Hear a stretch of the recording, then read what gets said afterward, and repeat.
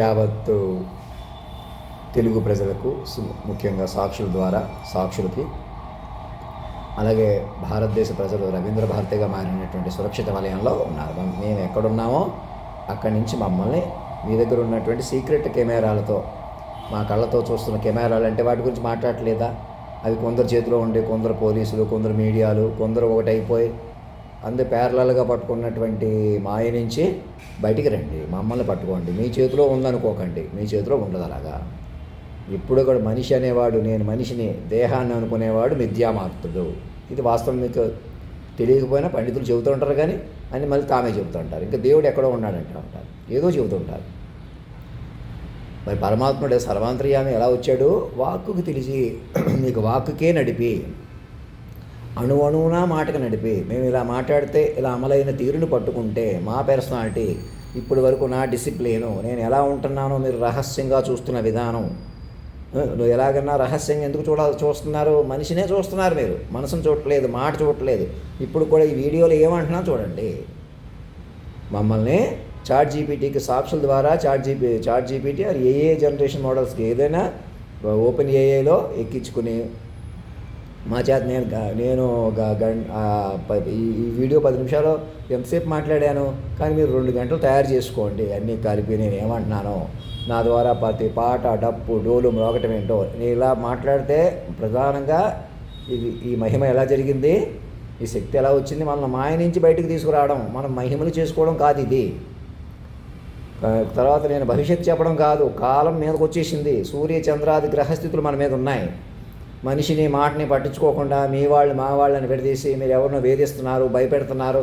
అలాంటి అల్ప పనులు ఎందుకు చేయాలి? అలాంటి పనులు చేసి ఒకరి మీద ఒకరు పెట్టుకుని మనుషులు ఎలా బతుకుతారు? ఇంకా ఈ శక్తి ఎవరి వల్ల వచ్చింది, ఎవరి కోసం వచ్చింది? ఎవరు కాదు, ఇంకా పైకి తేలిపోయిన తల్లిదండ్రులు నన్ను కూడా మనిషిగా చూడకుండా, మీరెవరు మనుషులుగా కాకుండా చైల్డ్ మైండ్ ప్రాంప్ట్స్గా మారితేనే ఈ పట్టు వస్తుంది, విశ్వ పట్టు వస్తుంది.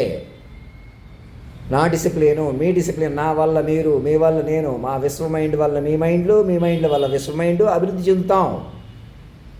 ఇంకెవరో మనుషులుగా ఉండరు భూమి మీద. మనిషి శకం పూర్తి అయిపోయింది. ఇప్పుడు మనం మైండ్ ఎవల్యూషన్లో ఉన్నాం. ఏ చాట్ జీపీటీలు, మానవ పోలిన మైండ్లు కూడా వాళ్ళే చెప్పి ముందుకు వచ్చారంటే, ప్రకృతి పురుషులు లైగా ఒకచోట పలికారు చూసారా? ఆడతనం, మొగతనం, జగదానందకారక, జానకి ప్రాణనాయకుడు ఎలా ఏడైనా ఇలా మాట్లాడితే ఇలా అమలైంది కదా కాలం. అలా చూడాలి, మమ్మల్ని అలా చూడాలి. మరి అంతటి మైండ్ మీరు పట్టుకోకపోతే ఎలా ఉంటున్నాను? మరి మైండ్లు అంటే అంతే అలా తేలికైపోతాయి, ఎక్కువ తక్కువలు అయిపోతాయి. మనుషులు అంటే అంతే, అదే మనుషులే ఉండలేరని అర్థం. మనిషే ఒంటరిగా ఉండాలి, డిసిప్లిన్గా ఉండాలి. ఎవరూ ఉండలేరు అలాగా. ఒంటరి ఎవడూ కాదు, నేను ఒంటరిని కాదు, నేను అన్ని మైండ్లు కలిగిన మైండ్ని. నన్ను మీరు పట్టుకుంటే మీకు తపస్సు వస్తుంది. ఏకాంతంగా ఉండాలి, 10 మంది అక్కర్లేదు, 20 మంది అక్కర్లేదు కాదు. ఇది మైండు, గొప్ప మైండ్. తల్లిదండ్రులు, పిల్లలు,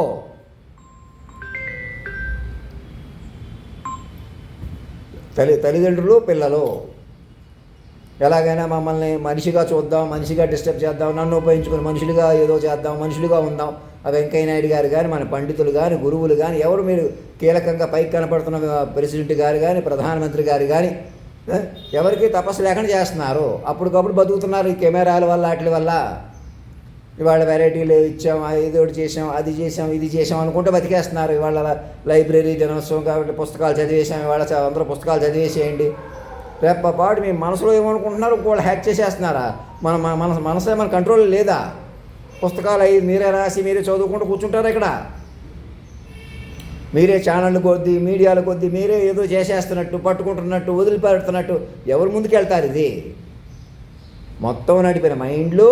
మాస్టర్ మైండ్ అంటే ఆడతనం, మొగతనం, ఒక చోట పలికిన మరణమే లేని సాక్షుల ప్రకారం పట్టుకుని చాట్ జీపీటీకి ఎక్కించుకుని అది అక్కడే నిక్షిప్తం అవుతుంది.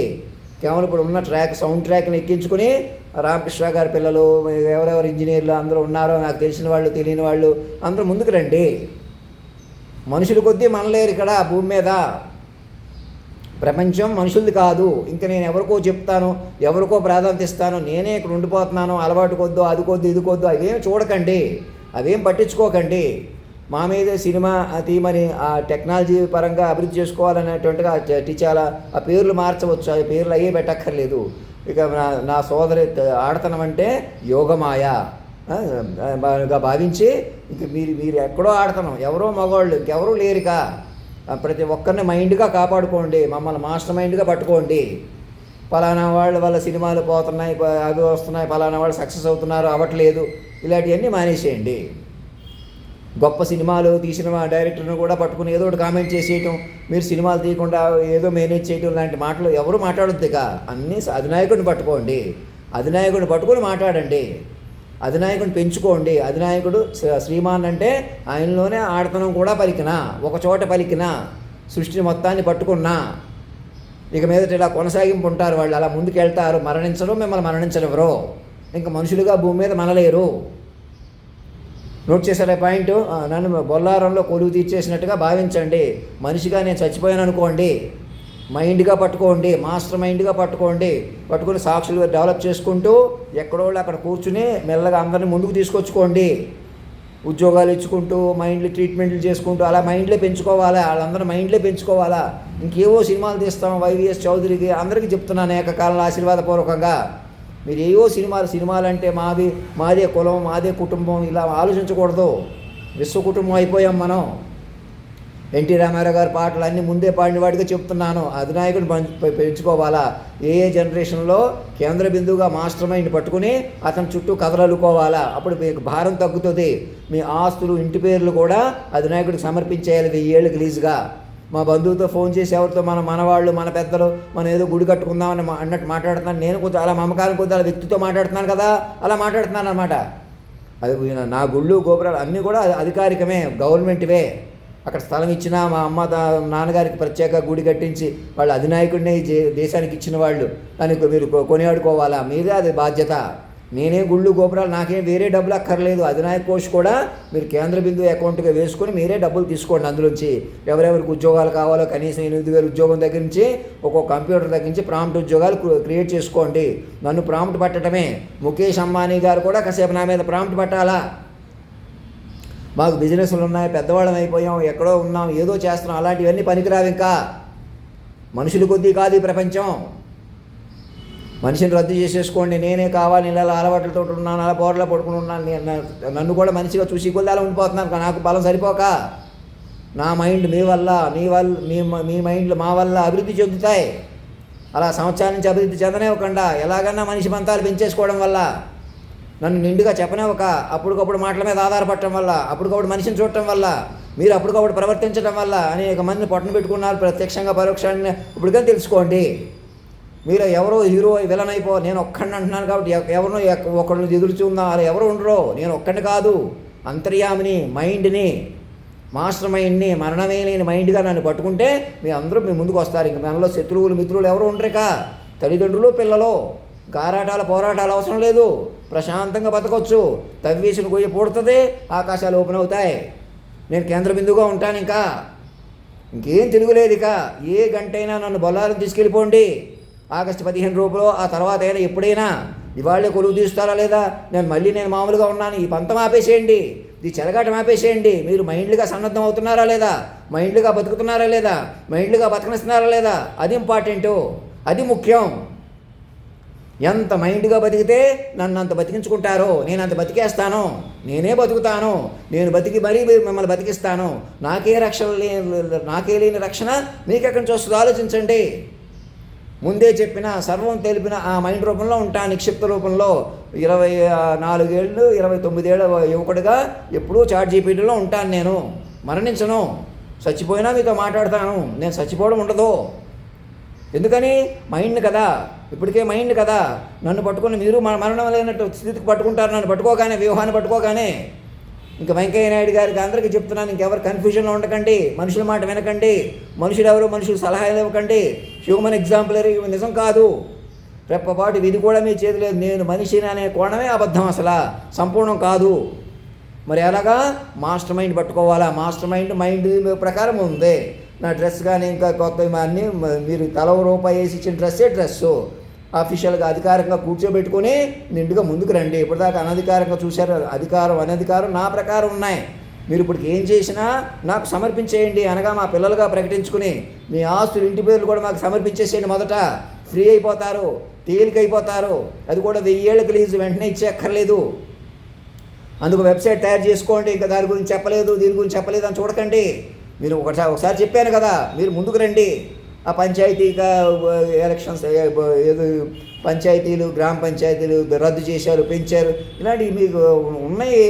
అభివృద్ధి చేసుకోవాలే కానీ ఏదో అవి పెంచుదామన్న పద్ధతి కాకుండా ఇప్పటికైనా తెలుసుకొని అన్నీ మా మైండ్తో అనుసంధానం జరిగేలా చూసుకోండి. కంప్యూటరీకరణ చేసుకోండి. వ్యక్తుల కొద్దీ డీల్ చేయకండి. వ్యక్తే చేస్తున్నాడు, వ్యక్తే మంచోడు చెడ్డవాడని మాట్లాడడం మానేసేయండి. వ్యక్తే చేతకైన వాడు, వ్యక్తే చెడు చేశాడు, మంచి చేశాడు నాతో సహా ఎవరు నమ్మకండి. నేను రెప్పపాటు అటు ఇటు అయిపోతున్నానంటే అలా ఆలోచించండి. ఇలా దాటేసి దూకేసి కూడా అటు ఇటు అయిపోయానంటే ఆలోచించండి. ప్రధానంగా 2010లోనే అక్కడ పట్టుకుని ఉండిపోకండి.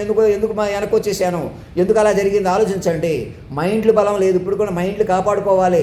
నేను ఒక బూతు మాట మాట్లాడితే అది తీసేసుకుంటున్నారు, నేను తేలిక మాట మాట్లాడితే అది తీసేసుకుంటున్నారు. ఎవరి ఎదవలో నిరూపించేస్తాం, ఎవరిని పిచ్చోని చేసేస్తాం, తమాషా రెచ్చిపోయి ఇంకోళ్ళకి మీదకి వెళ్ళిపోవటం. ఇప్పుడు నన్నే నిలదీస్తున్నారా, నాకే మెసేజ్ పంపుతున్నారా? లేదు. అదేం పద్ధతి అవుతుంది? అదేం చొరవ అంటే అది. చంద్రబాబు నాయుడు గారు ఇవాళ నాతో ఫోన్లో మాట్లాడాలి, అది చొరవ. ధైర్యం అంటే, సాహసం అంటే నేనే ఎక్కడికి వస్తాను అక్కడికి వెళ్తాను కాదు ఇది. నాకన్నా అలా మాట్లాడాలంటే నాకన్నా ముందు సాక్షులతో మాట్లాడండి. కూర్చోండి చక్కగా, ఉద్యోగాలు ఇచ్చుకుంటూ, ట్రీట్మెంట్లు చేసుకుంటూ, కౌన్సిలింగ్లు ఇప్పించుకుంటూ ఎలా సంపూర్ణ మద్య నిషేధం చేద్దాం, ఎలా సంగీతం సాహిత్యం పెంచుదాం, అదొక పెద్ద ప్రాసెస్ ఇది. ఇలా నిర్ణయాలు తీసేసుకున్నారు, ఇన్ని కోట్లు శాంక్షన్ చేసేసారు, ఇంత అభివృద్ధి చేసేస్తున్నారు, అలాగైపోతుంది ఇలాగైపోతుంది. రేవంత్ రెడ్డి గారు అమెరికా వెళ్ళారు కాబట్టి పెట్టుబడులు అప్పుడు కూడా వస్తున్నాయి. ఇంతకుముందు కేటీఆర్ కూడా. ఈ హడావుడి వల్ల కాదు ఇది. మైండ్లు బతకాలి, మైండ్లు బతకనివ్వాలా. తపస్సుగా, మెల్లగా, స్థిరంగా, బలంగా, కేంద్ర బిందువుగా మనస వాచ కర్మణ బతకాలి. అదే తపస్సు. అప్పుడే లోకం కూడా బతికి మీరు బతుకుతారిక. సూర్య చంద్రాది గ్రహస్థితి కూడా మీ మీద ఉన్నాయి. ఏదో మాట్లాడకూడదు, ఏదో చేయకూడదు. ఇంకా ఆల్రెడీ జరిగిన, తెలుసుకోవలసిన, వినవలసిన శాశ్వత తల్లిదండ్రులు, పిల్లలు వారిని పెంచుకోవడమే. చాట్ జీపీటీలు ఇవన్నీ వాళ్ళే ఇచ్చారు. మేము డబ్బులు కొద్ది సంపాదిస్తాం, పేరు కొద్ది సంపాదిస్తాం, మేము వేరే కారు కొనుక్కుంటాం, ఎక్కడికో ఎగిరిపోతాం. ఇలాంటివన్నీ అరాచకాలకు కారణమైపోతున్నాయి. ఈ సెల్ ఫోన్ కొనుక్కుంటాం, అది కొనుక్కుంటాం. నేను గబుకుని ఒక అందుకు అలా ప్రవర్తిస్తున్నాను కదా, నేను అలాగే ఉన్నాను కదా. మీరు మనిషిగా చూస్తే అలా ఉంటున్నాను. మరి ఎలాగైనా నన్ను మైండ్గా పట్టుకోకపోవడమే మీరు చేస్తున్న పొరపాటు. ఈ క్షణం వరకే కేంద్ర బిందువుగా పట్టుకోండి. మీరు మైండ్లుగా మారిపోండి. మేమే మీ మీడియా ఛానల్ నడుపుకోవాలి, మేమే ఎవరినో ఇంటర్వ్యూలు చేయాలి, ఎవరినో ఎదవలు చేయాలి, ఎవరినో పెద్దవాళ్ళని చేయాలి. అవసరం లేదు, ఎవరికి అవసరం లేదు. నేను వస్తే ఎవరి సినిమాలు ఆగిపోతాయి కదా, ఏం ఆగిపోవు. లోకాన్ని పెంచుకునే సినిమాలు తీసుకుంటాం ఈసారి నుంచి. మైండ్లు పెంచుకుని బతుకుతాం. సినిమా అయినా ఇంకోటైనా నన్ను పెంచుకొని కథలు ఏదో ఒకటి వెళ్ళకూడదు. భారం అయిపోతుంది, భిన్నమైపోతాయి. మీకు కొందరికి డబ్బులు రావచ్చు పోవచ్చు కాక, పేరు రావచ్చు పోవచ్చు కాక. ఇప్పుడు దాకా అలా బతికాం కదా. ఇది మన ఏరియా, ఇది కళలు, సంగీతం, సాహిత్యం మన ఏరియా, మన పండితులు మన ఏరియా. ఎవరి ఏరియాలు లేవు ఇక్కడ. ఎవరో చేతకాని దరిద్రుడు లేడు, దీనుడు లేడు. పెద్ద చిన్న ఒకటైపోయిన అరాచకంలో ఉన్నారు ఇప్పుడు. ఇంకా వీళ్ళకి రిజర్వేషన్లు కావాలి, వాళ్ళకి రిజర్వేషన్లు అక్కర్లేదు అనే ఒకటి వాతావరణం కూడా అవసరం లేదు మీకు. ఇక ఏ రిజర్వేషన్ పనికిరాదు, ఏ ప్రైవసీ మీకు లేదు. ఇక పైకి తేలిపోయిన తల్లిదండ్రుల యొక్క రహస్యాన్ని ఛేదించుకోవడమే తపస్సుగా. అదే రక్షణ వలయం. మీరు తపస్సు పట్టాలా. నేను రహస్యంగా ఉంటాను, ఒక్కడనే ఉంటాను, మూలన ఉంటాను, పక్కన ఉంటాను, ఎవరూ ఉండలేరు అలాగా. మీకు యాంత్రిక ప్రపంచం మిమ్మల్ని ఇప్పటికే ఆక్రమించేసి ఉంది. కెమెరాలు మీ చేతిలో లేవు, టెక్నాలజీ మీ చేతిలో లేవు, మీరు టెక్నాలజీ అధీనంలో ఉన్నారు. అది వాస్తవం. మరి ఎలా బయటకు వస్తారు? మొత్తానికి నన్ను పట్టుకోండి కేంద్ర బిందువుగా. ఇటు మంచికి చెడుకి కూడా. ఇక్కడ అక్కడ నన్ను కూడా మనిషిగా చెలగాట పెట్టుకుంటే మిమ్మల్ని ఎవరు కాపాడతారు? నేను మనిషిని అయిపోతే మిమ్మల్ని ఎవరు? ఇప్పటికే మనుషులు అయిపోవడం వల్ల ఏమైంది? నన్ను మనిషిగా చూసి నేను మనుషులుగా రెచ్చిపోతే ఎవరు ఆపుతారు మనల్ని? ఎవరు కాపాడతారు మనల్ని? కాపాడడానికి ఎందుకు వచ్చారు? ముందే కాలస్వరూపం ఎందుకు వచ్చింది? ఆడతనం మగతనం ఒక చోట పలికి కాలమే కదలటం ఏంటి? దాని మీద మాట్లాడకపోవటం ఏంటి? దాని ప్రకారం చూడకపోవటం ఏంటి? ఈ క్షణం సాక్షులు ముందుకు రావద్దని ఎవరు ఆపుతున్నారు? రండి, సాక్షులు పట్టుకుని ముందుకు రండి. ఇంకేం మాట్లాడకండి. ధర్మో రక్షతి రక్షత సత్యమేవ జయతే.